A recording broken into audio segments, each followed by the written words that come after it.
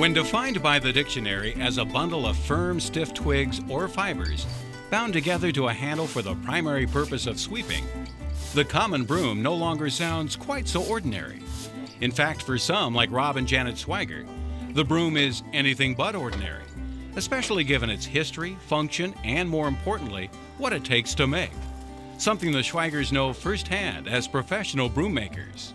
When early settlers came to North America, they brought broom corn with them and made brooms. In the early days, it seemed like religious groups tended to have some kind of affinity to making brooms. The most famous of which were the Shakers. They actually even invented what people consider today's normal broom, called a shaker flat. Since 1992, the Schweigers have been proud owners of North Woven Broom, a charmingly small yet highly successful broom company. As professions go, broom making was hardly Rob and Janet's first choice. Well, it's mostly my wife's fault. Because I was commuting to a job on the Alberta-BC border in the coal mining industry, and my wife was working with a couple who moved here and started making brooms, and they decided they wanted to sell their shop, so she contacted me at work one night when I was on the job, and she said, "Have you ever thought about making brooms?" Learning to build high-quality corn brooms quickly and efficiently by hand wasn't easy for Rob and Janet early on. But once they mastered that part of the business, what they found even more challenging was the annual acquisition of the raw materials needed to make one-of-a-kind brooms. We have to bring the broom corn up from Mexico, and sometimes the materials aren't as good as we'd hoped they would be. And then just crossing two borders is always a little bit nerve-wracking. It's just making sure we have the highest quality materials we can get. Of course, when we make a broom, we have to tie it onto a handle of some sort. And for us, we use all sorts of different things as handles. We use all sorts of natural wood products, like manzanita is our favorite. And we'll go down to southeastern Arizona and collect that in the wintertime and then bring it back up and finish it here. It's been very, very popular. Located just minutes from the scenic ferry landing at Kootenay Bay, on the east shore of British Columbia's magnificent Kootenay Lake, is the small community of Crawford Bay.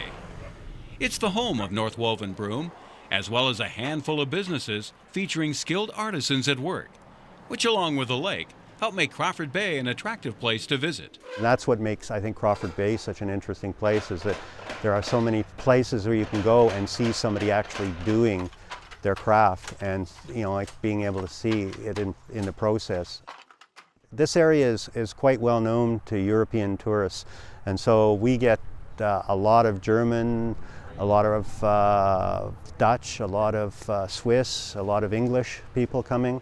Yeah, there you go. Regardless of where they're from, it's easy for first-timers to North Woven Broom to be swept up and dazzled by the sheer volume and wide assortment of broom styles that are available to choose from. Almost every style we make is quite popular, but the shaker flat, the flat broom, is the most popular. So we have cobwebbers, which are strictly made to reach over your head. We have a huge assortment of different types of fireplace brooms. We have whisk brooms and sometimes interesting custom brooms. One of the things that people always are interested in is the fact that we made brooms for the publishers of the Harry Potter books. Over the years, we've made about 300 brooms for them. Plus, we've made a lot of movie brooms as well. Along with their impressive inventory, Rob and Janet's Broom Company also offers live demonstrations designed to give visitors a first-hand look at how some of the sweeping beauties surrounding them are made.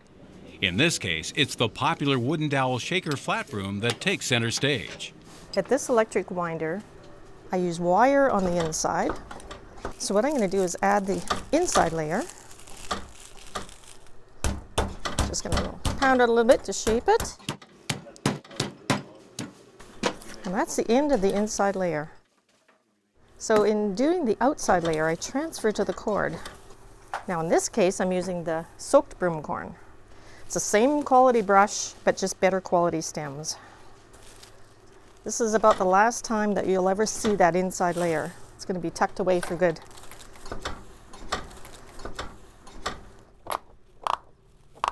All that has to go down to the broom handle. Now, this is a pretty part. It's usually the part that everybody likes to see, just the weave. And really it's an over-under weave. I'll do this a little slower than I might, just so you can see what I'm doing. Now, once it's made, it needs to be flattened, 3 lines, trimmed off, put a leather on, hang to dry for 5 days, make sure it's all trimmed up nice, and then we put it out for sale.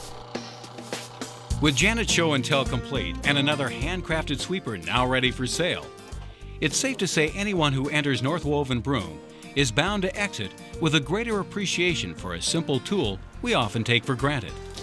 Ultimately, that's important to Rob and Janet Swiger, who from the very beginning saw broom making not only as an opportunity to earn a living, but a chance to earn a little respect for the not-so-ordinary broom. People comment on quite often that you just don't see this kind of thing anymore.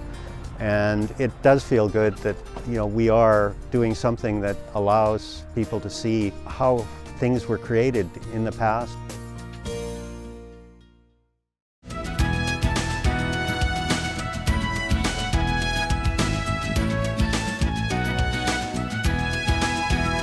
If you have an idea for Northwest Profiles, send it to KSPS TV, 3911 South Regal, Spokane, Washington 99223. Northwest Profiles is a presentation of KSPS Public Television.